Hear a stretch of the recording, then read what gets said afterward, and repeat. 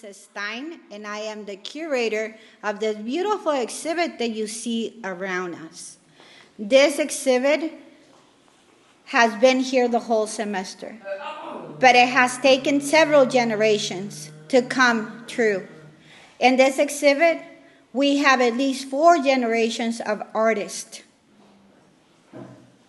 that have come together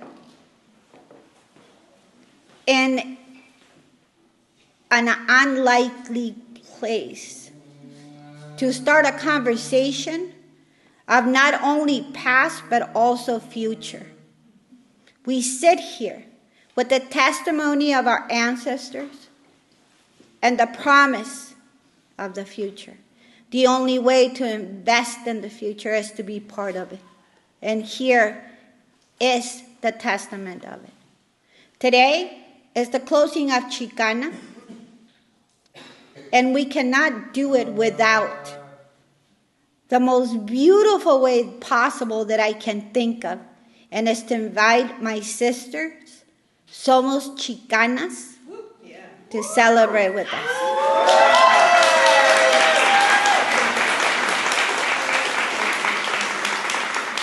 So with that, with all honesty, with all humbleness, with all love, we leave this place tonight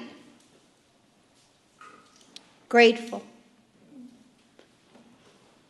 And with that, I want to invite my sister, Brenda Vaca, to come up here because she's a hero. And I'm going to sit back and I want to say thank you. And also there's pozole in the kitchen that I made myself. So please, have a great time. Thank you.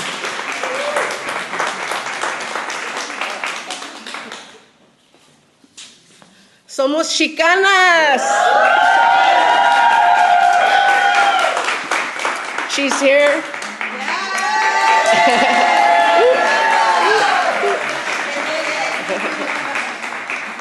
Thank you, Dulce, for opening the doors to this beautiful space, this beautiful gallery. The Xicanas exhibit, when I first saw it, just blew my mind, and it was like the universe aligned it for us.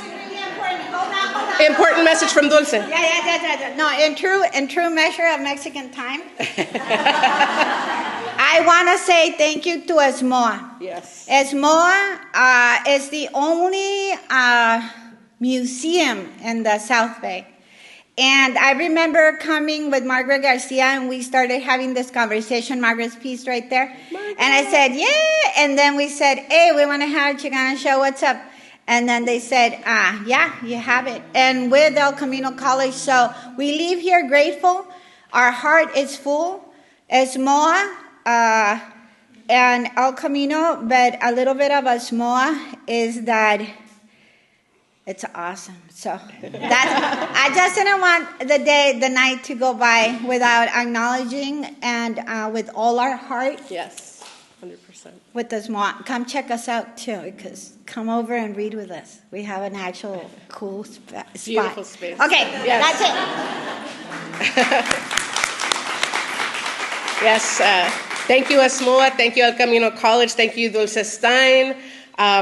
I just also want to acknowledge the amazing work and visionary leadership from our editor, Luz Schweig. Let's give it up for Luz. I want you to go louder for Luz because she's on the Zoom right now.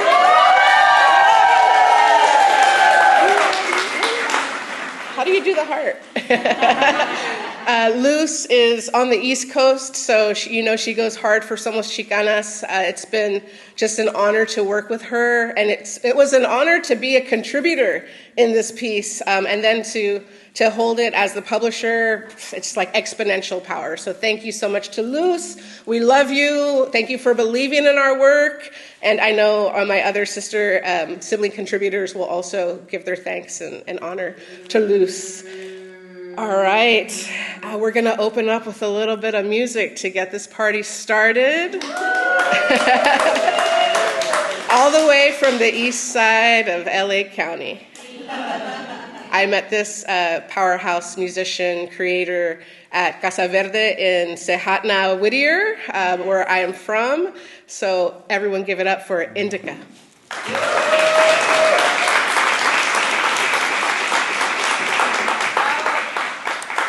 Hi, what's up? Thank you for having me here. It's super cool, and I'm a little small.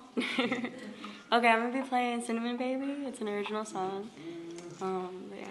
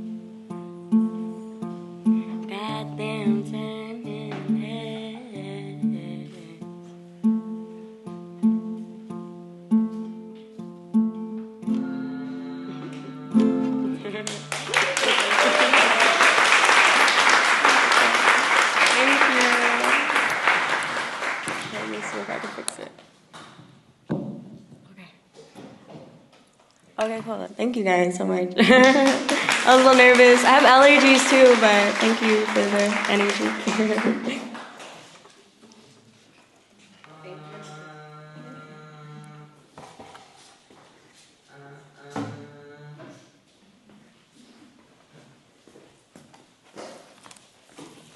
Thank you to Indica. Let's give it up one more time.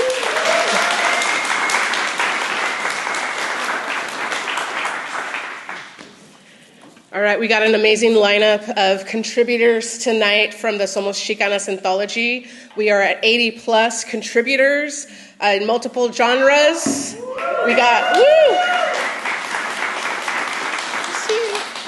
poetry in the house. We got nonfiction, creative nonfiction writers. And we've got excerpts and flash fiction as well in this beautiful collection. Woo!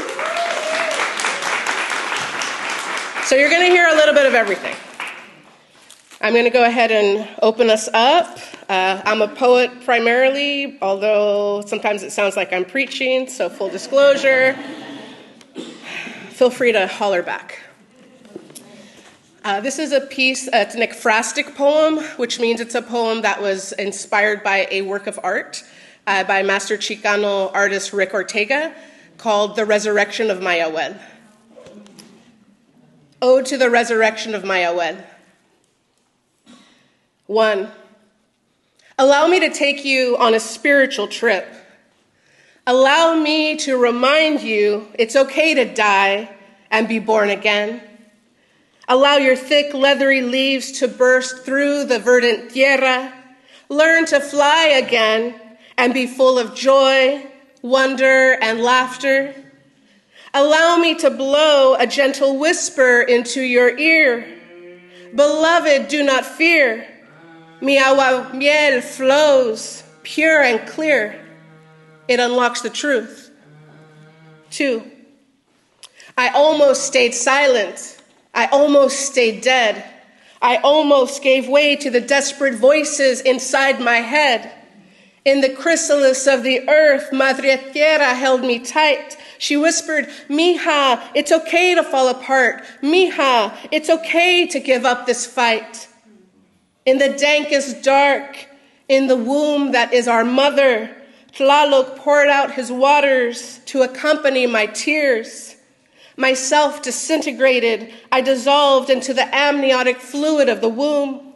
My spirit danced with the shadows and gloom. It was then I remembered my celestial home. Winter's circle of the sky still swam in me. I locked myself in the story chamber for what felt like forever. I remembered how carefree and promising life seemed to be. Then I remembered the brood of vipers in my own household, in the church, the predators lurking in the shadows, the stares and whispers that made me cross the street, the wolves in sheep's clothing who know nothing about no, stop, please, don't put it in. So I fell down to my knees and asked for mercy, and a new life came calling for me. 3. My beloved and I, plumed serpent, flew high in the midnight sky. Xicana brushes my cheek with his lips, a sweet serpent's kiss. It's divine love that creates and resuscitates this. Diosa desmembrada, hueso y polvo, se convierte en agave una madrugada. Vivas se fueron y vivas las queremos.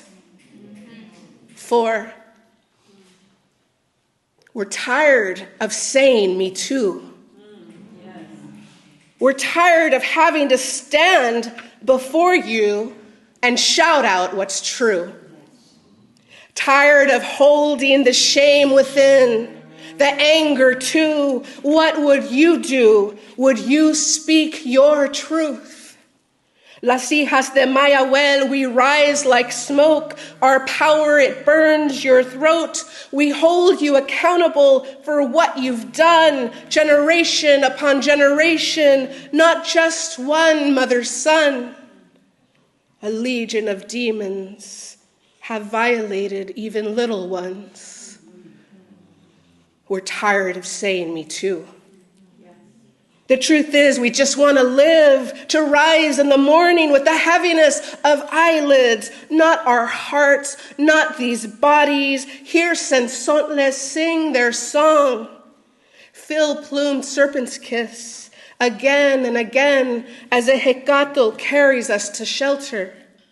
Isn't that our birthright? 5. My sacred rage runs through these veins. My sacred rage discards these chains. Coatlicue rising, Tonantzin fighting, all through these days, you feel our pain. My daughters are now unleashed. Polvo of our bones will speak. Mujer desmembrada, resucitada, mujer fructífera y poderosa. Vámonos del camino dolorosa. Agua miel corre por nuestras venas. You cannot stop our resurrection.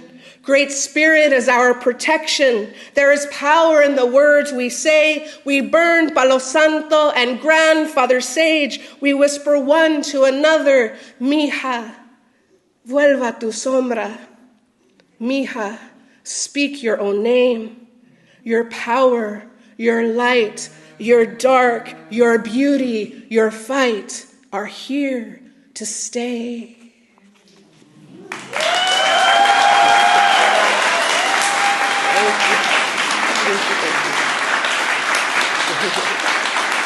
Thank you. Woo, thank you so much. Rosalilia, where you at, girl? Rosalilia Mendoza in the house, all the way from Stanford by way of the valley.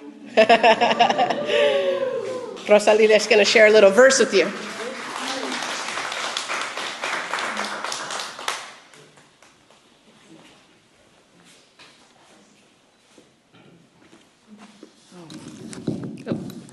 move it higher. Sorry, y'all, give me 1 second.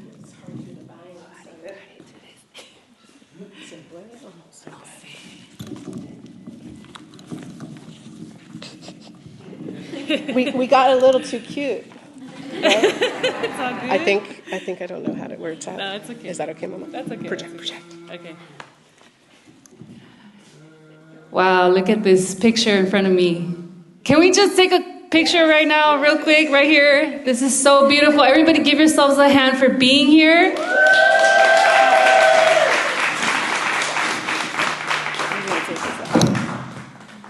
And I just want to honor all the mujeres that are in this book, all the ones that came from far, or from El Paso, the 818.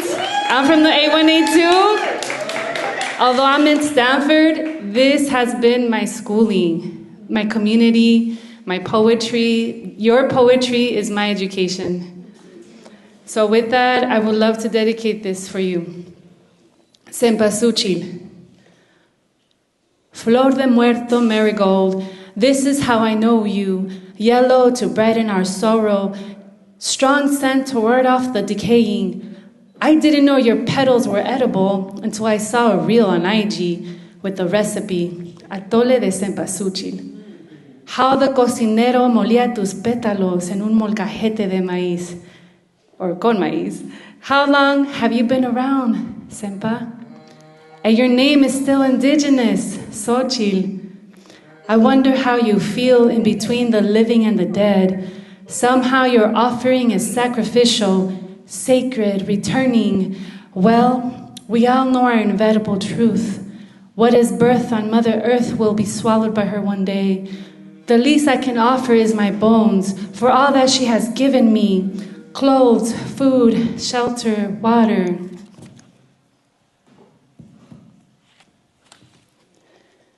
I wonder what you think about rent and bills and discrimination and consumption.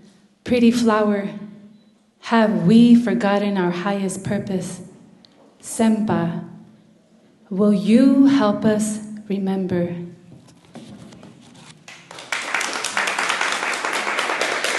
Thank you. Our voices are weapon, our voices are power. So remember to always use your voice wherever you are. And if you've never written poetry, just pick up a pen. I didn't know I was a poet until I was 26. And my comadre who's back there recording me, she was my witness and she's here. I love you, comadre.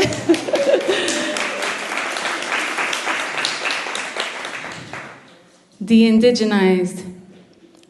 Forgive me for not knowing my native tongue, for not practicing the 1,000-year-old rituals my grandmothers recognized like their own heartbeats. Dirt was replaced by marble and concrete sidewalks. My steps forgot the earth. I wish I could remember. Seeds of wisdom fell through the drains of colonization. Dark brown hair now dyed with golden hues of erasure. Forgive me for embracing alien ways as if they were my own. Red, white, and blue cannot tuck me at night. Red, white, and green cannot sun-kiss me in the morning. But no, I am not an orphan. I know who my mother is. My bones have not forgotten. Thank you, y'all. Maria Elena, you ready? All right, all the way from Northridge? Hollywood, even better. Hey. Maria Elena Fernandez, la profesora, welcome to the mic.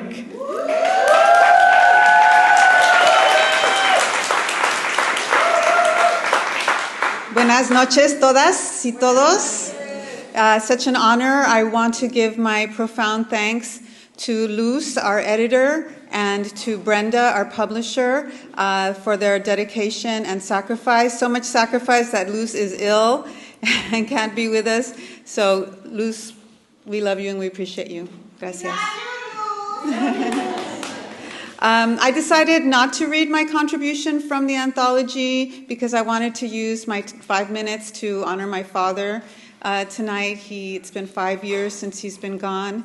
and also to remind everybody and encourage everybody to do your family history. We don't know who we are if we don't know who our parents truly are and our grandparents. So here goes. It's called Breaking the Cycle. Everyone says it. I look just like my mother. The fair skin, large dark eyes, and wild black hair. The gene for my father's red Indian skin skipped me. And no one notices. I have his long, strong nose and his full, plush lips. And I want to know where this nose and this mouth come from. But my father never speaks about his past. Why do you want to know, he asks. There are things in our family that are shameful. I press the 2 red buttons on the tape recorder. He hesitates, then tells me. My great-grandmother was from Tlaxcoapan, Hidalgo, bore 4 children, fathered by 4 different men. One of them by the hacendado.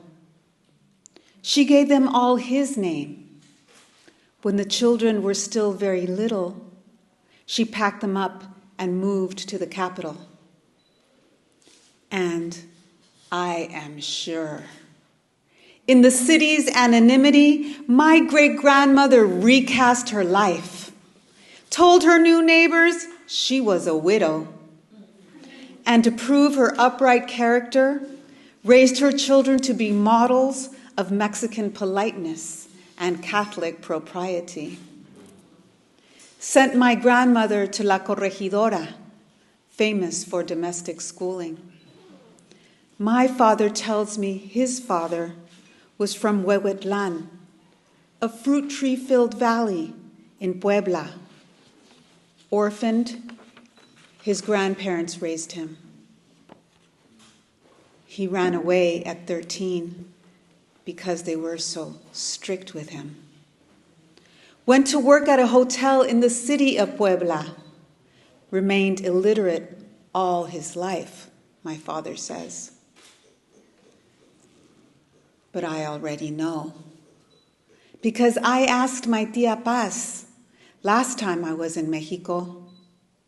So when my father says they were very strict with him, I nod and answer, yes, they would hit him a lot.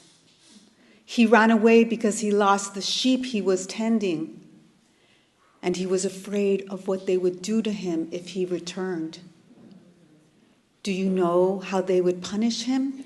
I asked my father. They would hang him by his wrists from a mango tree, hollow out the ground beneath him, and burn chiles to make it hard for him to breathe. Que salvajes, whispered my father. But he got away. My grandfather got away. And the illiterate, orphaned peasant transformed himself into a big city dandy. When he walked back down the road on his visits to Huehuetlan, from afar they couldn't make out his face, but they knew, ahí va Joaquín, recognizing his slick city fashion. He moved to Mexico City and waited tables at the Country Club para Extranjeros, learned the order of the dishes as listed on the menu. So when the French ambassador pointed to his selection, my grandfather knew exactly what to bring him. During the Revolution, he worked as a cook on the trains. That's where I get my traveler's spirit. A few minutes after I flip over the 90-minute tape, turn off the recorder, I don't ask my father about the other things my Tia Paz told me.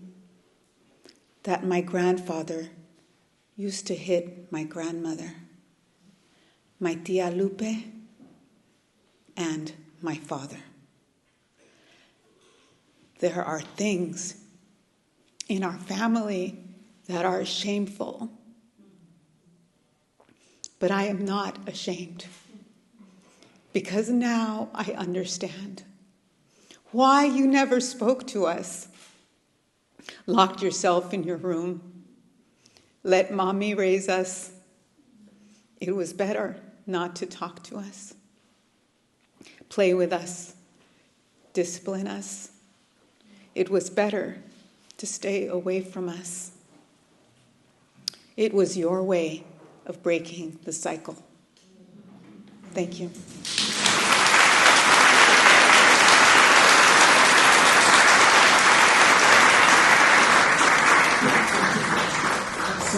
Thank you so much, Maria Elena. Woo. So much power in this room and in these pages, and beyond these pages as well. I believe so wholeheartedly that our people are so talented and we have a lot to say, and it's our time to say it. Christiane.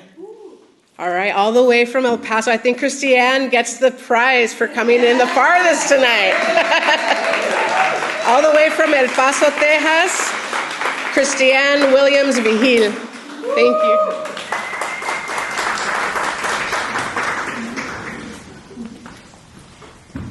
Hi everybody, how y'all doing tonight? Hey familia, I love y'all. This poem that I have published with Somos Xicanas, I used this space to speak for my students. It's for them, past, present, and future. It's called Los Pajaritos. 1,000 miles between a classroom seat and the place they call home, the roar of migration and the never-ending span of merciless desert. These are my people, hungry for safety, our children forcibly tossed into iron cages or pinched by bear traps left by men in green uniforms. Here they come to my classroom to learn the difference between here, as in here you can stay, and here, as in open your hearts and hear my words. My classroom is sacred. Here no hands will take them in the night. Here it's all right to rest their heads on a desk. I will drown out the shouts that say send them back. I will hold the door open so more can make nest. For birds are meant to move with the changing seasons. Thank you. This next one I dedicate to my grandmother. I climbed the highest mountain peak to the place your soul became unthreaded from your body. I worry that you've chosen to linger here, or worse, you have no say in the matter. So here you must stay. I claw my way up, trying to give myself as offering. Perhaps you can bind into me. I look out over the city. The quiet twinkling and the soft breeze compels me to reflect. From here I can see the way back to your first home. There it rests across miles of scorching deserts and wild palo verdes. Such cruelty to look and never touch precious lands. Here I fall apart, admitting how lost I am. Just as the sun sets, hummingbirds chirp, asking me what it is I hope to achieve. Because here there's no more pain, just stillness, a place unruined by filth and man-made problems. Maybe you don't look out with tortured longing. Maybe here you breathe fresh air into your phantom lungs as the vast rotating heavens continue on until eternity. And with that, I am comforted. However, as I make my way back down, I'm still hoping I've brought you with me. Thank you, everybody. Good night.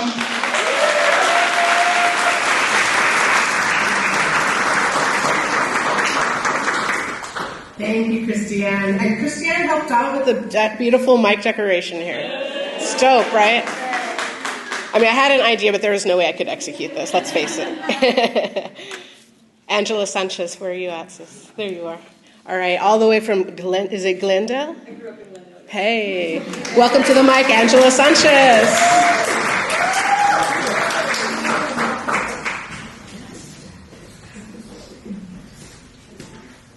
Hello, good evening. I have a confessional. I am not a poet.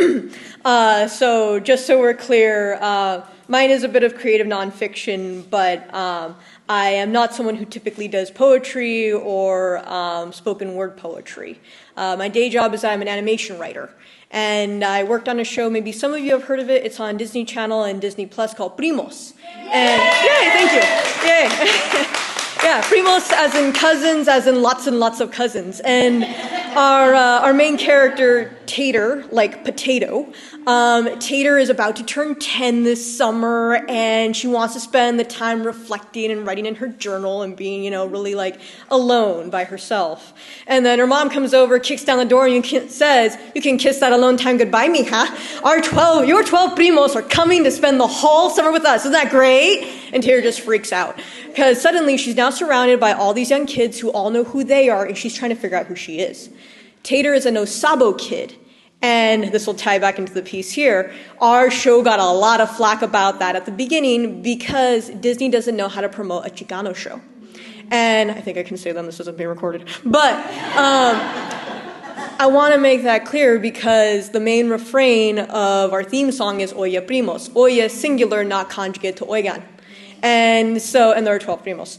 And so we got a lot of blowback because Disney never said, this is a Mexican-American show set in Southern California. Instead, we were asked, is this a Mexican show? No. And doesn't anyone know how to speak Spanish in that room? Why is this main character teaching the children such improper Spanish? And so I was a No Sabo in residence on that show, and I wrote an episode titled Summer of No Sabo. So on that note, the piece here that I'm going to share with you is called Proper Spanish. A little bit of context on this, by the way. This was originally written regarding the ever-ongoing controversy of the term Latinx. And it was also written during the height of hashtag Dignidad Literaria, a movement that was talking about why is it that writers are paid over 7 figures to tell Latinx stories. At the time, the novel at the center of that was American Dirt. And this was originally read during a session that Xochitl held over at Roman's bookstore. So I am proud to be able to share this and bring this full circle into here. All right, here we go. So, the year is 1971, and I hear there's a new word on the street. It's gotten really popular lately, mostly to refer to a specific group of people who in particular look like me, like my mom and dad, like some of the people in my neighborhood. This popular word, it's meant to be a collective term. Really, it started out pretty low-key. In fact, before it got thrown all around the way it is now, this word had actually been around for a good 20 years now. And it's just now that, now it's all over the place. People are putting it in flyers for community meetings, on protest signs y todo. Like I said, this word got popular real fast. It's weird. What's weird is that some of the people in our community don't much like this word, the elders especially. They say it's insulting, that you don't want to be saddled with that made-up butchered term. It's not even proper Spanish. And I'm here like, what is proper Spanish? A Castilian lisp? The proper conjugation of vosotros? I have to hold not one, but 2 colonizing languages in my head at once, and you're saying I have to treat them with some kind of respect? I bless. Anyway, this new word is for me and my people. All right, y'all know what word I'm talking about, right? Yes. It's Chicano. Yes. What, was there another word you were expecting? Something else?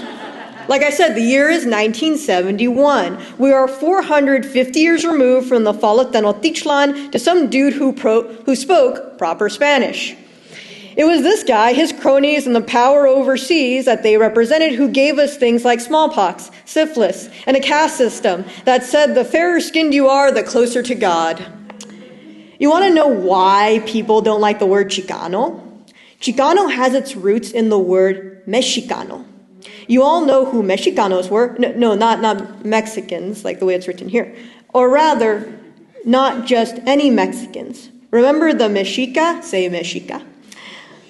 Well, thank you. It's a pronunciation guide in here. who lived in Tenochtitlan, or as someone out there might say, the Aztecs. Mexica is where Mexico comes from. Mexicano was the Spanish way of referring to Mexica people. If someone spoke Mexican or Mexicano, that meant they weren't speaking Spanish, but a native language, like Nahuatl, Mixteco, Mam, or Zapotec.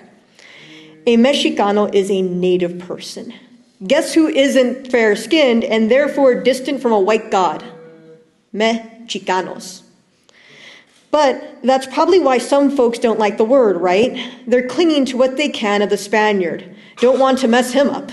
Need to keep that saber clean for the next time he wants to eviscerate you, to cut out your tongue and suture his in its place. Nowadays, April 10th, 1971, we're over 20 years from when Pachuco started reclaiming Chicano as our own. To be proud of our skin, our imperfect tongues, our demands for decency, equality, and dignity.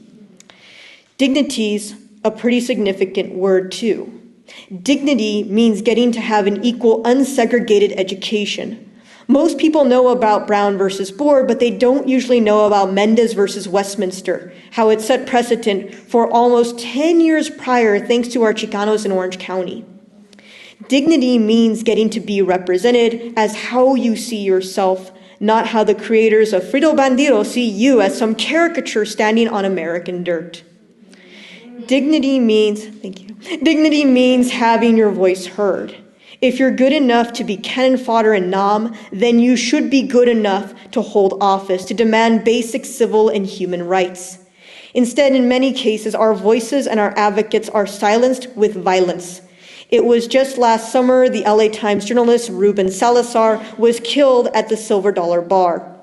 He was on a break from reporting on the moratorium before being shot in the head with a tear gas canister, the kind cops use for barricades and not crowds. Who is a Chicano, and what is it the Chicanos want? Dignity's a good start. But I also don't think Chicano is a perfect word. Let's face it. There are other brown people at these marches who are never Mexicano either. They are from Guatemala, El Salvador, Puerto Rico, Brazil, all these other places that share a history of colonization and are just as hungry for a seat at the table. The word Chicano also doesn't include Dolores Huerta. I know that when Dolores stands by herself or maybe hangs out with a group of her girlfriends, Virginia Musquiz, Guadalupe Briseño, they can all be called Chicanas. But the second Cesar Chavez or David Sanchez rolls up, they're all Chicanos. Voices, identities are swallowed up and asked to conform to the dominant presence in the room. Wasn't that what we were pushing back against in the first place? What about people like me who question the gender binary, or for a few of my friends who don't even identify with the male or female? They're not Chicano or Chicana. There is no space for us because we're queer. To be marginalized within a marginalized community, it's like getting stuffed deeper and deeper into the confines of a messed up Russian doll that's more like an Iron Maiden. And the only thing seen on the outside is another masculine oppressor, but this time it's from our own. Chicano. I'd rather cross out that O, straight up, exit out. Then people could fill it in with whatever they needed. Oh, I can hear it now too. That's not proper Spanish. Proper Spanish is what got us here in the first place.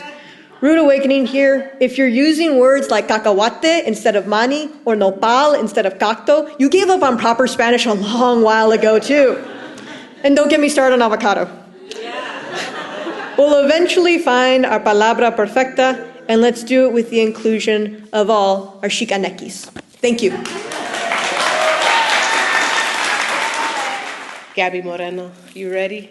All right, all the way from San Diego, a wonderful creative, Gabby Moreno, known as 7 Octobers. Welcome to the mic.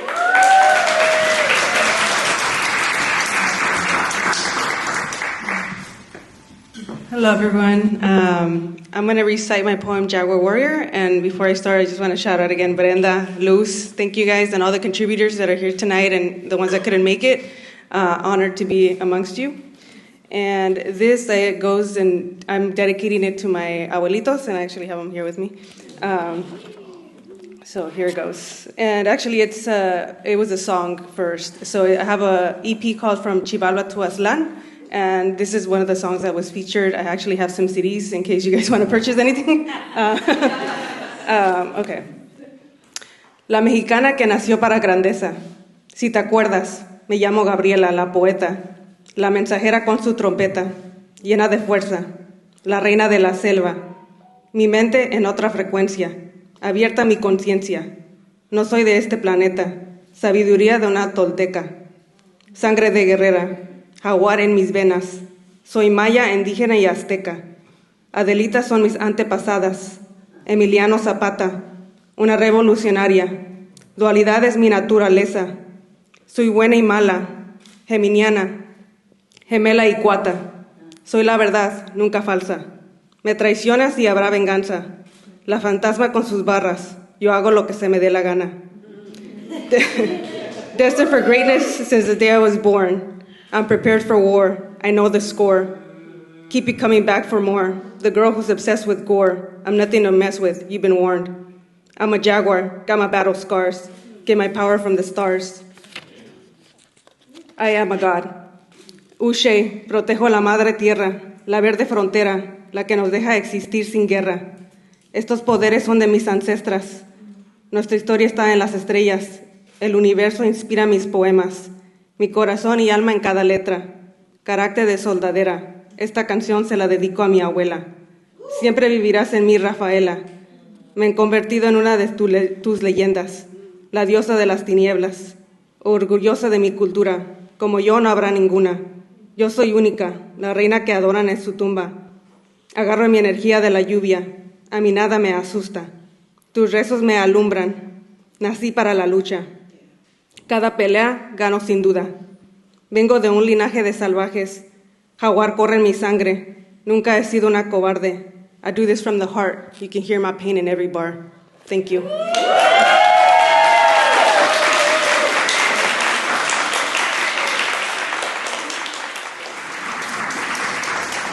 I know you love that. You're gonna have to hear 7 October's like drop that in the music flow. So buy as a CD. Buy the CD. Let's go retro. Yeah, right on. You ready, Carmen Jackie? All right, Carmen Jackie, who like migrates north and south all the time because that's how we do, right? That's how the ancestors did. That's right. Welcome to the mic, Carmen Jackie.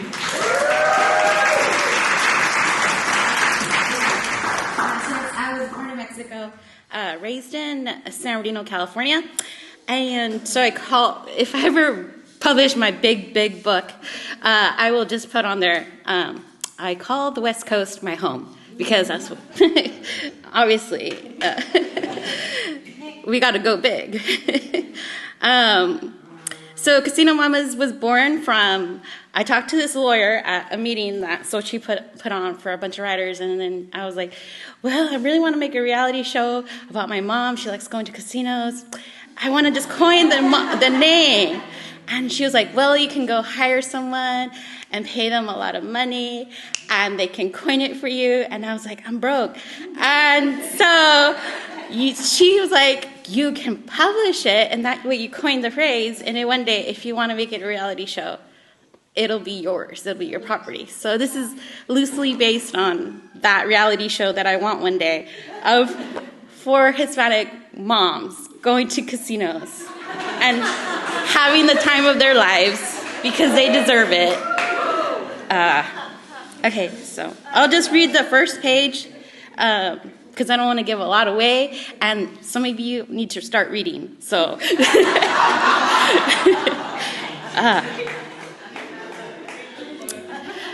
So, Casino Mamas. Lourdes thought that the only thing better than acquiring the best parking spot in the parking garage was using a free burrito coupon before it expires. And she planned on using every free food bonus from the casino to justify why she didn't stay home to cook something from scratch. In her mind, every dime and peso she could spare was just a little bit more cash that could go onto her casino playing card. Panchita picked up Lourdes on her driveway. She didn't have to knock or even honk because she knew that Lourdes would be standing out of her doorway. Lourdes didn't use GPS tracking to know when Panchita would get there. She just knew. Even when Lourdes and Panchita were, even though Lourdes and Panchita were just cousins, they fought like sisters. They were the only two from their families who lived on this side of the border. Buenas, Panchita said, as Lourdes climbed quickly into the trusty Toyota Sienna with more than 300K miles on the odometer. ¿Qué pasa? Lourdes asked. Because Panchita didn't even have to look up. She was too busy tapping on her cell phone, which was unusual for her because she preferred to talk on her cell. They were both in their late 50s now and reluctantly learned to text, but found the true joy in their life downloading new casino game apps. I need to pick up Nadia, Panchita replied. ¿Por qué? I guess one of the men at the bar grabbed her arm, and so I'm going to go pick her up. She says she isn't bleeding, but she doesn't feel good. Nadia, Panchita's daughter, started working at the sports bar near the college. It was supposed to be safe and full of mostly young college kids, but lewd men seemed to be drawn to Nadia like a magnet. Panchita thought that her daughter's purple hair, along with the arm tats that she got on her 18th birthday, made her look especially tough. She wondered if her daughter's appearance had anything to do with attracting men that treated her so roughly. Lourdes started to pray. There are some people that pray, and they're just talking to God. That is what Lourdes sounds when she prays in Spanish. Her skin around her face gets just tense and almost begins to glow. Lourdes talks so fast and hardly takes a breath when she talks to God. When she finished her prayer, Lourdes noticed that Panchita squeezed her hand when she waited at a stoplight. So she started another prayer, this time to Maria, then to every saint she could remember until they got to the bar.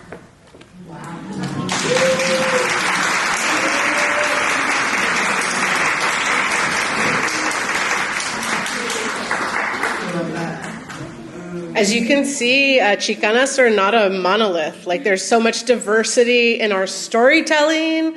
We don't have just one style or genre, so thank you so much to all the contributors who've read so far.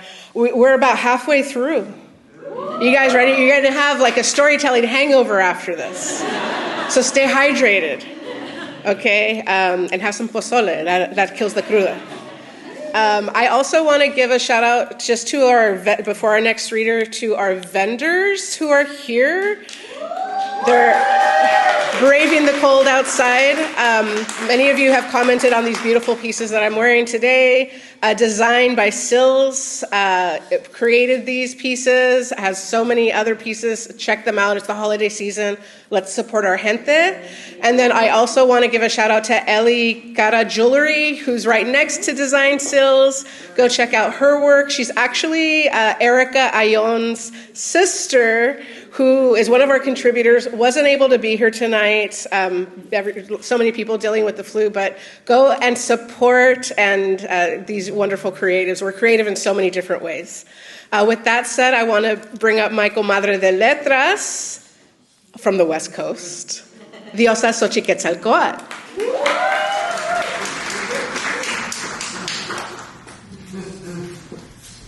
Hello, buenas tardes. Luz, muchísimas gracias por haber escogido estas dos piececitas. I'll never forget when you emailed me for my picture. I was in Toluca, my first time in Toluca, de donde somos los Hernández, and I took a picture there in the restaurant, and I was like, sale. She goes, ay, qué bonito huipil. I said, yeah, I'm in Toluca. So I'll never forget that. Bueno. A lo que te traje, chencha. All right.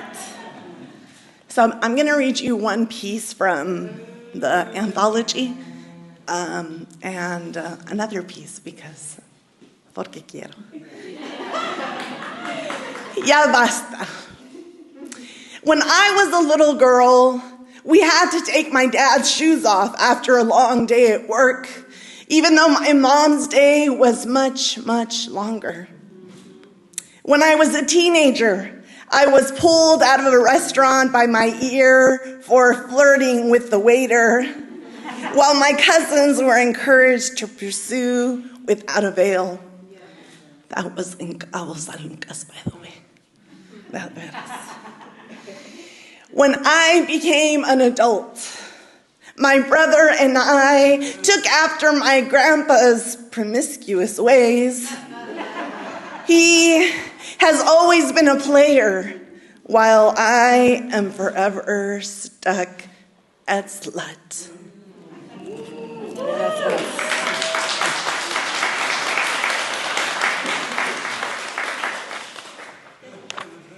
And for my upcoming book, no hace falta que me lo diga.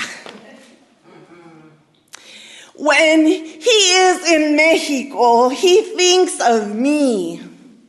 Well, he always does, pero that's when he actually lets me know.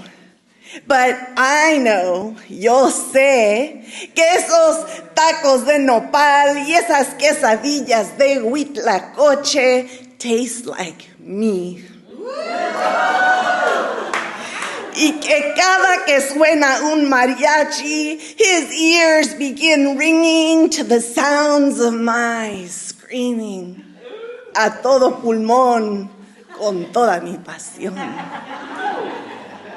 I know, yo sé, que al presenciar esas pirámides gloriosas, he is reminded of his diosa, éxtasis encarnada, who lives in a church of her own.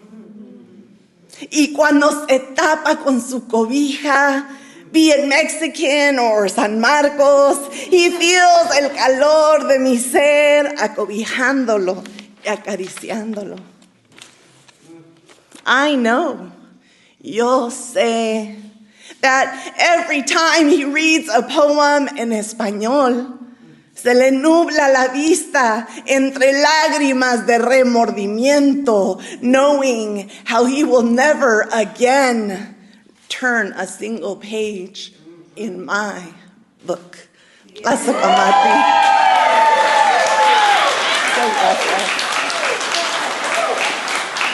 Y felicidades, chicanas. ¡Vivan las chicanas!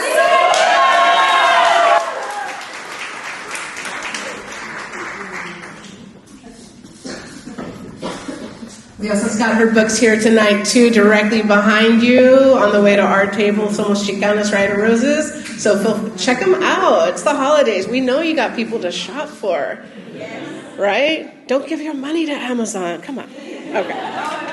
Yes, I said. Hashtag. Hashtag what? I don't know. All the way from Torrance, California. Our local writer, Marissa Cueva. Welcome to the mic.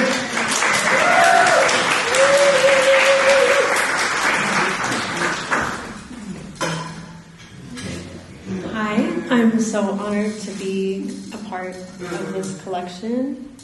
I had a very long drive from 15 minutes away. I'm a student at Loyola Marymount University, double majoring in Chicano Latino Studies and screenwriting. And I wrote this while I was studying abroad in Budapest, Hungary, and traveling throughout Europe. And it's called Missing the Monarch Butterflies. There are no monarch butterflies here. There are no Mexican flags waving. There are no taqueros in the street. There are no mercaditos on the corner. I miss LA. I miss the monarch butterflies, the migrant butterfly, the one that reminds me of my sweet tito. Le decían Popeye por bracero, and bracero he was. Strong, brave, hardworking. I stand on this land in complexity and duality. On my two brown feet, los pies de tamalito, como me dice mi mamá. On my two brown legs that are shaped differently than theirs. My body is not elegantly thin and tall. I am shaped like the mamis and the abuelitas who shaped me, a bit plumper, softer hugs, and harder hands. I have no history on this land, yet their little espressos and their little cappuccinos would not exist without conquering mine. The tomato on their bruschetta and the avocado on their toast, the nopalitos sitting on their windowsills, and so much more would simply not exist here. I suppose one thing they couldn't steal were the monarch butterflies. Without the monarch butterflies, how am I to know that I'm going the right way? I miss the monarch butterflies.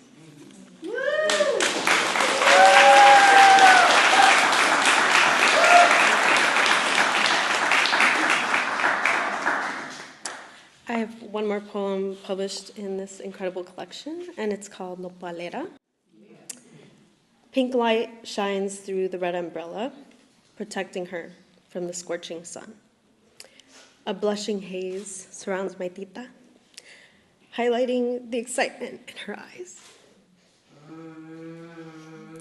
The wide smile on her face, ahí sentadita entre sus plantas pelando nopales. Los nopales amargosos saben a la cocina de mi tita, saben a afternoons doing my homework on the counter while she cooked, saben a las canciones de Antonio Aguilar y el amor de mis abuelitos.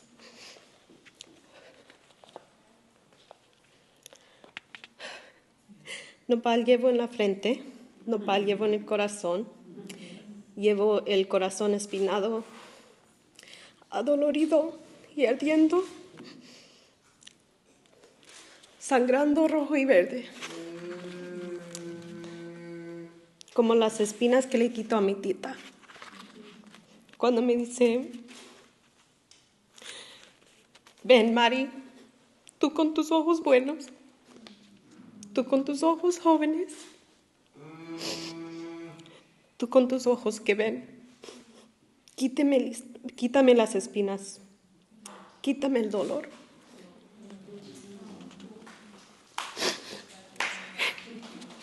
Hojas verdes y vibrantes grow out of brown and aged trunk, nopal creciendo sobre nopal, building on what was established before, what was once just as bright and green. Soy nopalera bien hecha. Yeah.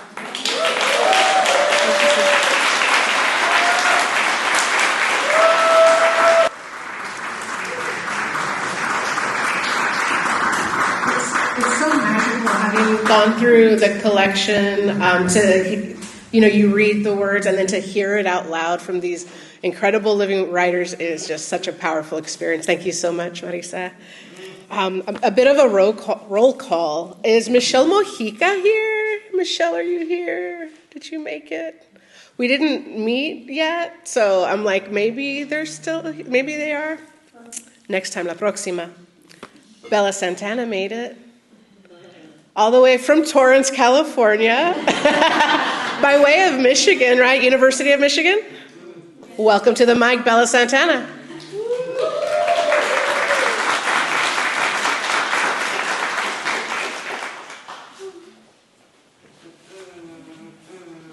Hello, everyone. I'm Bella Santana. I came back from University of Michigan about a week ago. Very happy that I got to be here. Got a chance to leave before this event happened because I really wanted to go. And originally I was supposed to come home on the 17th, but I finished all my homework and I came back early.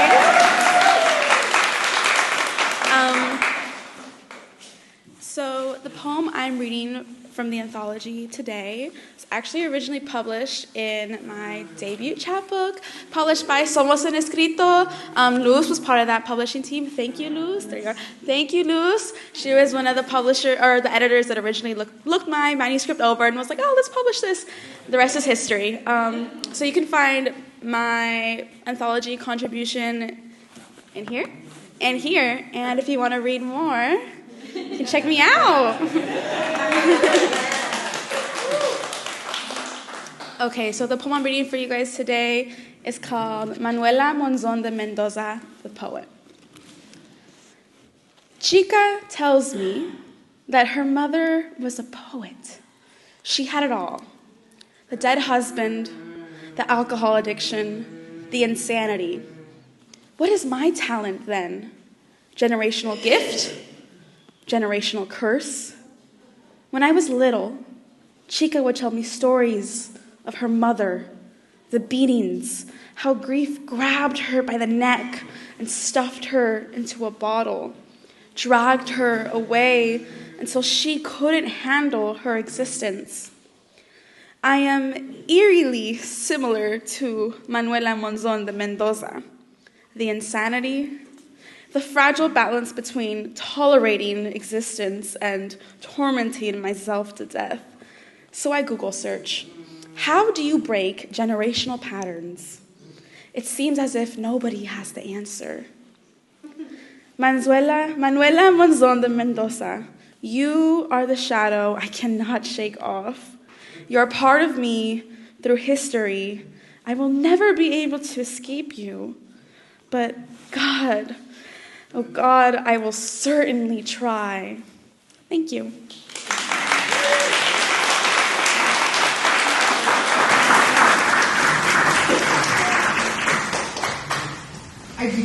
Bella reminds me, I do want to give acknowledgement for all the work that was done by Somos Escrito, who was the original publisher that did the call for submission for Somos Xicanas.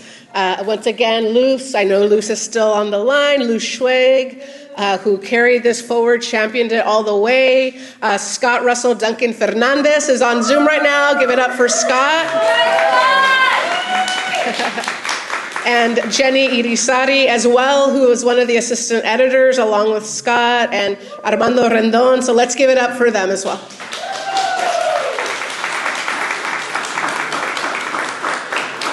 A lot of energy and people power that put this anthology together to make this come alive today. And we're all so grateful. Brianna Munoz, I know you're in the house. I saw you. This is one of our booked and busy poets. Was in San Diego yesterday for the Floricanto show and joins us tonight on the mic. Welcome, Brianna.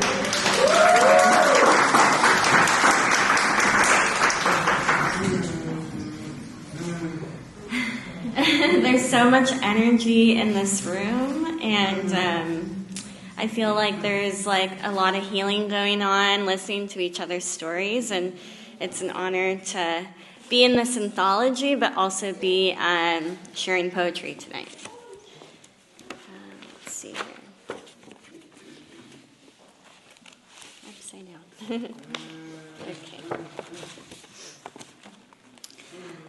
These two poems are in the anthology. This is titled, I Am an Aztec Dance. My existence is ceremony in the way that I am Wewet, heartbeat rapid as embryo, slower with age. I am an Aztec dance dedicated to the four directions. I am child and woman, warrior, and the ancestors who live through my DNA. I am venado, cautious, light on their feet, antlers, direct line to creator. My existence is fire dance, self-discipline and sacrifice. I am Tezcatlipoca, obsidian-tongued jaguar shapeshifter. As I am Coatlicue, Huitzlochipotli, as I am Xochipilli. I am an Aztec dance, my fingerprints pre-Columbian pictograms, fading with time like my grandmother's erased. I am sweat, water, I am dancing through the pain meditation.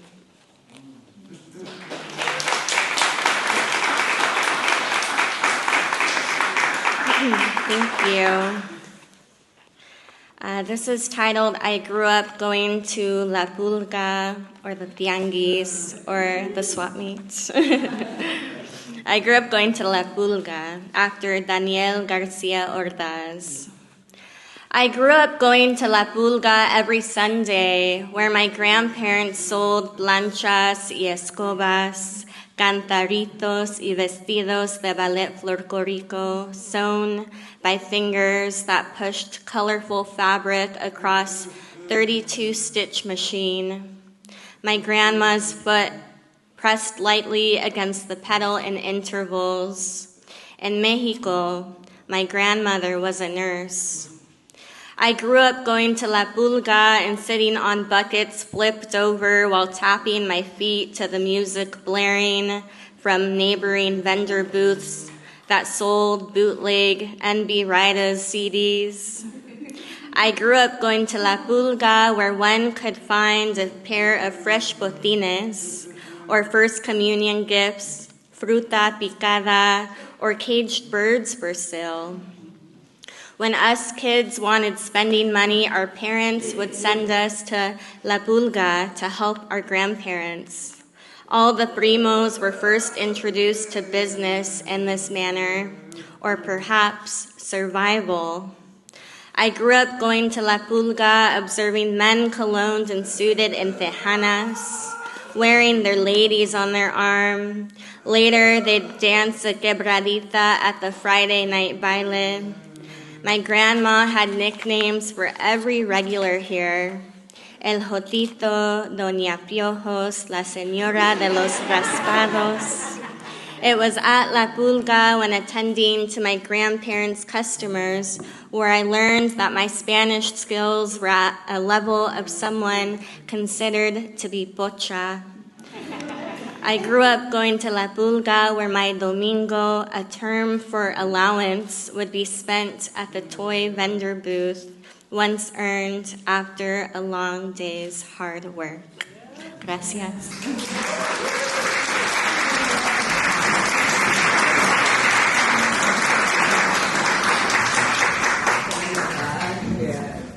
Doña Piojos, I love that line. Every time I read through it, I was like, I had to laugh. Our next poet, all the way from San Diego as well, who I got to meet for the first time in San Francisco at the San Francisco Lit Crawl when we read together as Somos Xicanas. I think it was like 5 of us. You're going to enjoy her work. Natalia Rivas, welcome to the mic.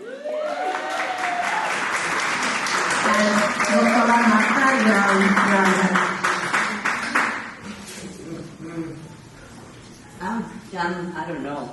I've been listening to everybody, and I'm thrilled to be here with such vibrant, wonderful wordsmiths. Totally. The poetry you guys have read has been personal, and I'm going, shit, what do I got in here that's personal? So I do have one. I wrote it when I was 13 or 14. I thought I was a smarty pants, and I was blown out because I got to be, how do you say it, indoctrinated into revolutionary ways. I've always been into power to the people and all that. I'm really old. I'm 73 now. Is that really old? And this is my second time around at doing art. Okay. So here it goes. I wanted to be a revolutionary when I was 13 in Roseville, California. It was the early 60s. There were 2 young vatos ready to share, wearing brown berets and khakis, shoulders back, proud, pants sharply creased, bien fajados, you know the kind. Those were the brown berets back then, by the way. Dark sunglasses tucked into their shirt jacket. They spoke of history full of indigenous greatness, of libraries burnt and destroyed at the start of this occupation, of pride of our brown skin in the midst of white oppression. My heart heard truth. I wanted to be a truth comandante, as a matter of fact, hearing the calm of infinite ancestors when they spoke. But I lived with not dare dreams and forever poverty, constantly moving between Roseville and Sacramento with no place to call my own. sometimes just a couch from one relative to another, learning to survive in a beastly manner, a throwaway kid. 3 years later, these brown berets walked into the halls of Sacramento High School offering possibilities. I jumped in. I was ready to revolt. Went to the marches with commitment, demanding, creating, knowing, revolt against I was learning that I had power with my brain. I didn't know. I wanted to stop the ticking of futility smiling through a billow of despair. My mind had opened to a different ending, empowered by the profound belief that we could and we can be the guides beyond communal drudgery. Las mañanitas rudely remind me, hey, you're 73. Well, but how I flow in old age, I have felt now I flow in old age, but I have felt the reality shift in complete silence, spirals in more than once, fragile control breaking, acquiring different roles, lost child, mother, addict, worker, partner, poet, and I've traveled the hemisphere looking for my soul. Lost in perpetual myth, mending the walls once draped in fear, retracing my steps to my heart. In my heart, I found the 13-year-old again. Believing that beyond the lies that continue to consume our air, not afraid to commune with cosmic inheritance, not afraid of the creative light of our magic, brown berets continue planting hope woven by indigenous roots, both grounded and on earth, attuned to the truth revealed. Viva la raza. That was kind of personal, right? Okay, this other poem that I want to make it real political. All right. Oh, are you okay with it? Yeah. All right. I call it Border Town. Border Town, San Diego. I wrote it in honor of Chicano Park Day. I got to read there this year, and I was thinking, this is the poem that I wrote to them. Clamor ascends into the sky, the scent of shipyards swallowing the air, leaving chemicals eroding the atmosphere. Brown-skinned and boisterous busy streets, shopping bags filled with tamarindo, mango, verduras, magic, and sage. Mariachis serenading sturdy flowers pushing through cement, displaying the strength and beauty. A mother sitting on a chair with the cosmos in her eyes, tenderly stroking her child's face, sleeping on her chest. Cantinas, boozy and loud, blasting sordid tales of raunchy nights with pleasant kisses, tasting like beer and mint gum. Thundering, beastly cars riding low, riding slow. Tres Flores air freshener and Pachuco swagger growling. As finely clad compas narrate the cost of extraterrestrial travel while discussing ancestral rules and regulations. Los vatos that hang in the park, not in unison, acknowledging the day. The pleasant taste of a cool chela, chiflando at the rucas passing by. The chavalas, they just stood there, they looked back and said, "We have no time for locals today." Amate colorfully displaying, piñata swinging above sight, slightly swaying, awaiting the blows, striking, abundance showering. The voice of the people marching, waving righteous flags to protect humanity from being destroyed. Pain dragged through centuries in perpetual grief. Dismay greets truth to poverty, vulgar in its display. Random violence, patience sucking the life source, leaving poisoned imprints, stop signs at every corner. Vulgarity dresses up cheerful in appearance, but deadly in its blow, by deadbeat politicians slowly grinding their teeth into false smilings, reminding us to pay our taxes, do our time, die on the installment plan as they dine on the future. With perpetual ads, always ads, blasting our brains into submission so we forget. So there it is. All the ingredients, sweet, bitter, sour, and salty. The pot stirred, ready with cosmic memories wrapped in surprise and intention. Ready for the drums to start. Ready for the sage to burn, ready for the next indicated evolution. Revolution is indigenous righteousness, tribal roots, weaving our journey with poetry and art. Can you feel our ancestors? Can you hear our ancestors? Yeah. Call out in timeless urgency, calling out from the place where logic is astral, calling to us to stand like warriors. Stand like warriors.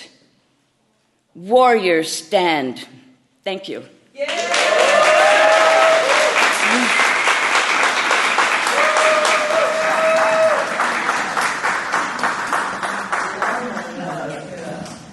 I love those last lines. Warriors stand. Woo! All right. It's like back-to-back Rivas right now. All the way from Riverside, California. Welcome to the mic, la doctora Marta Rivas.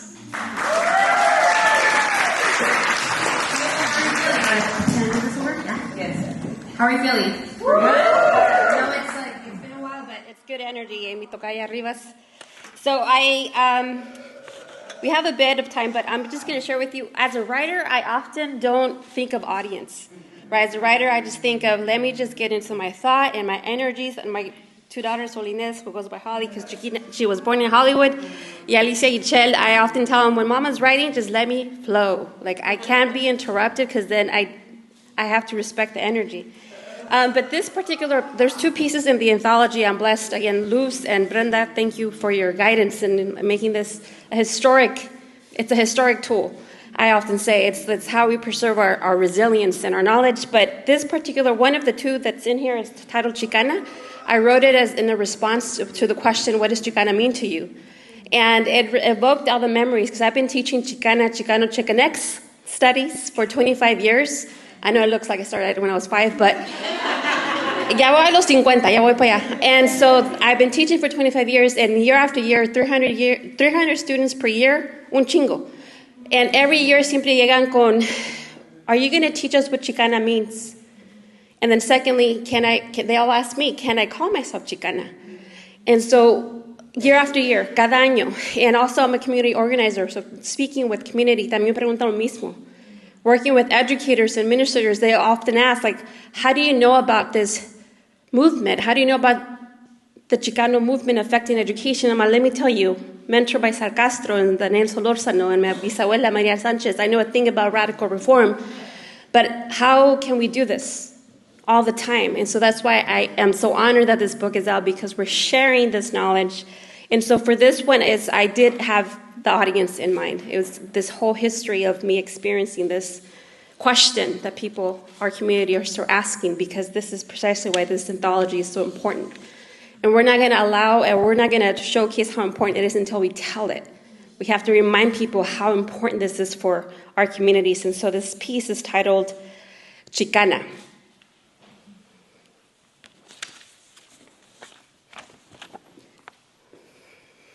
Inhale.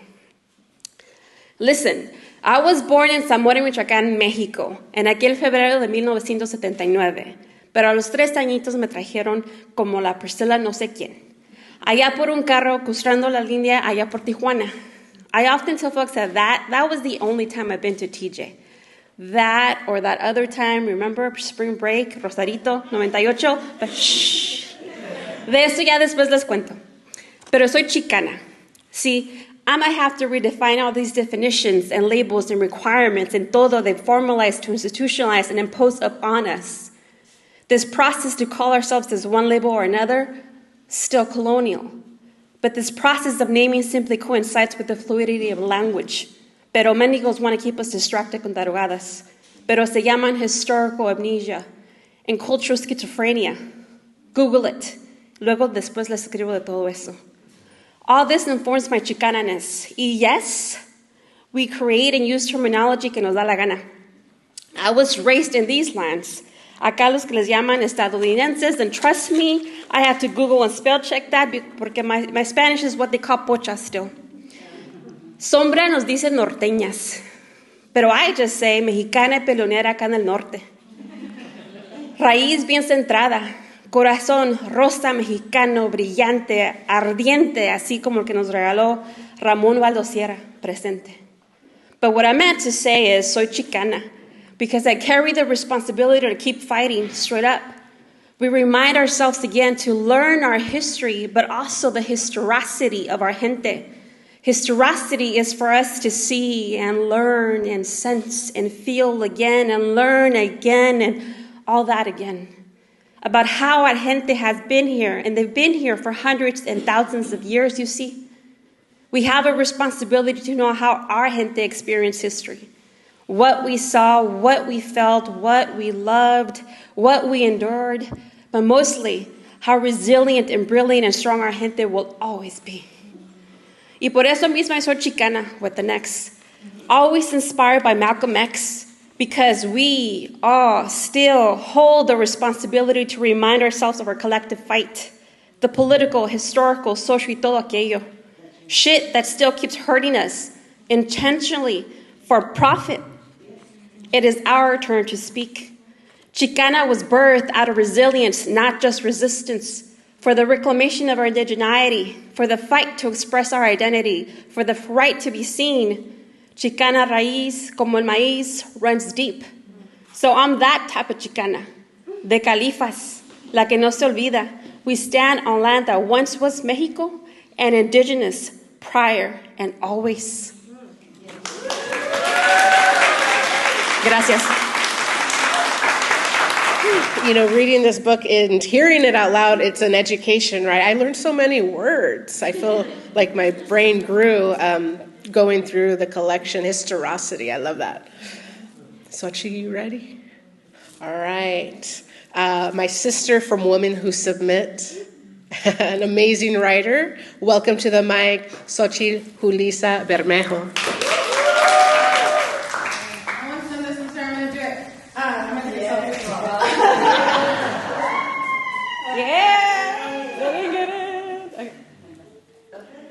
Thank you.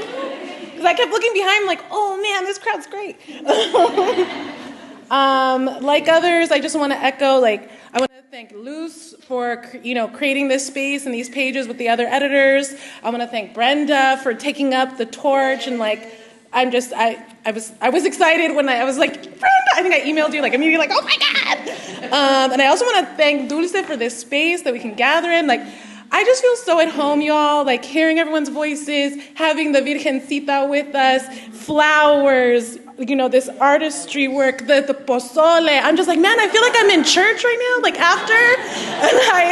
And I just love it so much. So thank you for everyone who made this possible. Also the Riot of Roses, your girl gang. I love them and how y'all support each other. Shout out to all y'all.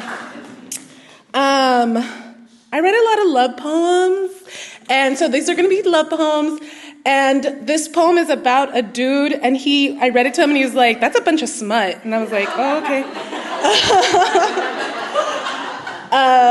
Which I think is funny. I've been perpetually single. I've been dating for 25 years, also, right, I started dating at 5, okay. And so these love poems are really me trying to figure out, what is love? I'm basically been doing it for 25 years, and I'm oh shit, I don't know shit. Okay. So here are 2 little smutty poems for y'all. This one has a quote from Sonia Sanchez. You are tattooed on the soft, round parts of me. That's from Sonia Sanchez. When I wince.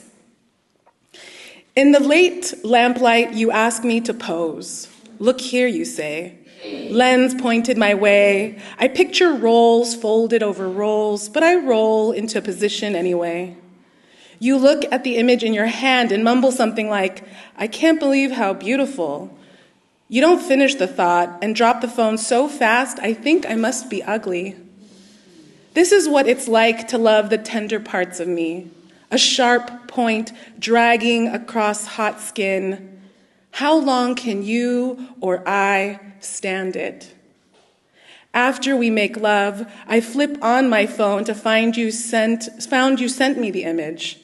A 6-second video of a woman soft and round in yellow light, her smile innocent as brown tendrils fawning over her shoulders. How do you touch what I mean to keep hidden?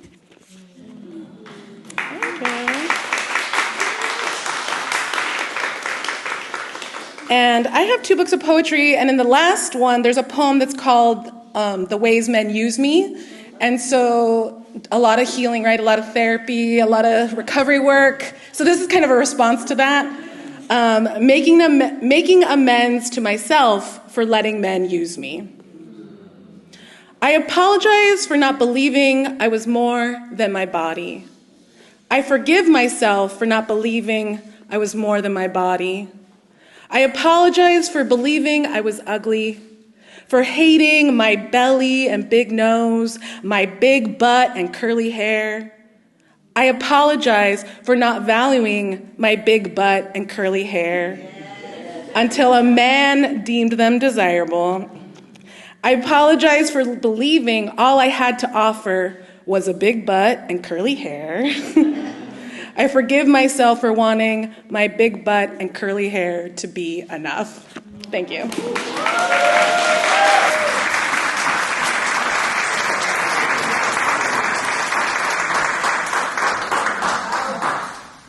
All right, we made it. We made it. We're up on our last contributor, Dr. Vanessa Bustamonte, known as Homegirl Doctora. Welcome to the mic, love. Thank you. You didn't say I was from the 818. I'm from the 818. No.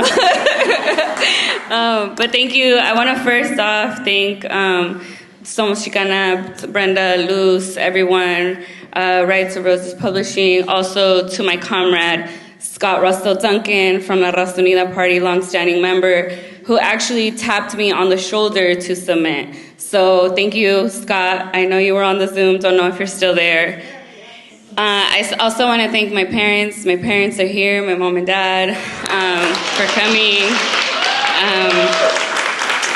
I have a lot of people that love me. My friend Diana's here from Austin. My friend Laura drove all the way from San Diego, and my homegirl Suhaili is on the line from San Diego as well. So thank you all for coming out and showing out. I wrote this for this submission. I don't know, but I heard some of y'all, like, I'm really excited. This is my first published work, like, in a book. And for it to be in Somos Xicanas, like, damn, how chingona is that? Like, I'm really excited. I have a published dissertation, obviously, right? I have a doctorate. But, like, to me, this is my proud moment because this is something that came from my heart. It wasn't regulated by a system. It wasn't regulated by an institution telling me what to write and how to write it. This is something that came from me, from my heart, from my people, for the struggles that I've seen my communities face day in and day out. So I'm going to read the one that I published in here, and I have another one as well. It's called Xicana Fire, Fight and Liberation. When will you see we were made differently? Indigenous blood flows through me, igniting thoughts, visions, and ceremonial healing. Consistently left bewildered by the colonizer's mistreatment, still my indigenous blood pumps throughout my body, creating an uproar for change in society. Committed to creating liberation and self-determination for the people, I continue to fight, continue to rise. Xicana, a whole political ideology. Shared struggle and leading the fight because it's our right. Heart full of fire and grounded in her love for her people.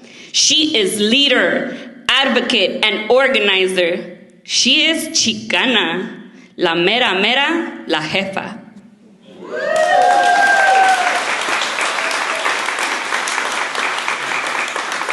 All right. So in La Raza Unida, I had the opportunity to go to Mexico City for Chicanx Sin Fronteras event, Encuentro Chicano, this past year, and I wrote a poem on my way there in Spanish. Spanish was my first language. I actually started in ESL when I was a child.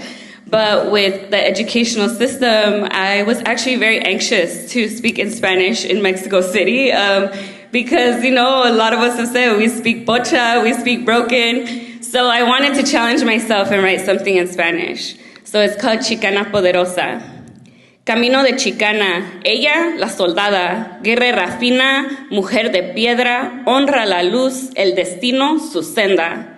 Llama a los ancestros, su voz los despierta. La luna la guía, en ella se orienta. Es tiempo de estar bien alerta, para rifar, en la lucha se encuentra. Ella es la soldada, la más adecuada. Para esta batalla está preparada. Comandante firme, lista en su guerra. Su meta es elevar a su tierra. Como ella no hay muchas, fuertes y puras. Tonantzin, Coatlicue y todas las curas. Las diosas la guían, la respaldan sin tregua. En su momento, su lucha es la nuestra. Dime chicana, dime chingona, ahora qué harás si eres la zona. La revolución la llevas en mano, guiada de amor con todo el ancestro mexicano. Ya llegó la águila, el jaguar, el colibrí. La mariposa también está aquí. Esta es la época, tiempo de sanar. La chicana al frente, su barrio al elevar. So, just want to say thank you again. I'm closing this out, I guess. I just want to say, to your point, it's time to change, it's time to transform. There's so many Chicanas Poderosas in here. You know, I would invite you to come into La Raza Unida. I'm the first female chair of the Partido de La Raza Unida nationally. We're in 12 different states now. And 5 of our states, our women are leading each state as the state representatives. And we are definitely evolving with the times. And I think it's time to ignite the Chican nation. Drop the A, the O, and the X. Leave it Chican. So thank you. For holding it down. So make your way on up, Indica. I do want to give a shout out because I see her standing over there. This book would not have come to life if it were not for our layout designer who burned the midnight oil like day after day. So I want to give it up for Emily Ann Evans, who's right up over there. Wave to us. Emily is a magician, just a master at what she does. She is for hire, hit her up. She's down to design your books. Okay, and Emily, thank you so much for letting me bug you at midnight. What can I say? All right, Indica, you're up, girl. And then get ready, contributors, we're gonna take a big group photo. I know you guys can't really see me from down here. I'm so sorry. Hopefully you can hear me. Okay, cool. I'm gonna sing another original song. It's about my mom. I miss you, Mama. I love you. She's still here with us, but we're not close. But it's called You Don't Need Eyes to See.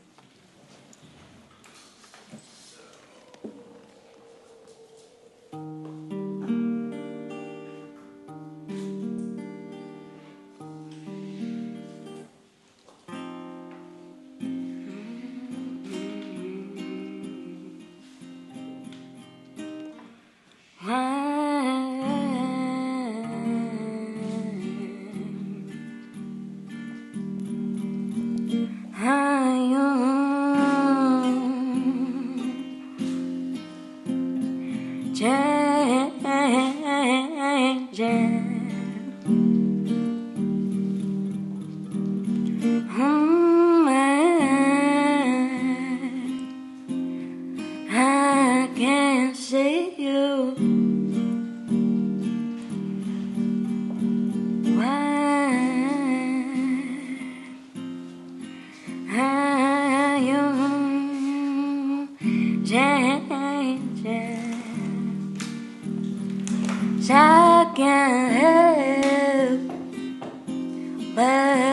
see the light inside of you.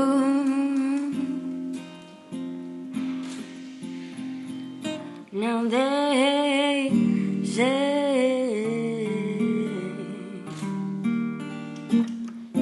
you don't need eyes, you don't need eyes to say changing before me, and I can't do anything but accept you, 'cause it's more pain than love. Man, I gotta give you some room, so I can't break my bed, tryna carry you, and if it's not that thing, it's another. Nothing will ever satisfy, so I won't waste my time.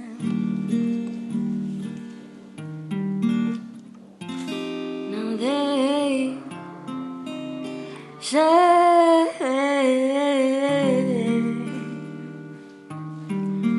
you don't need eyes, you don't need eyes to see.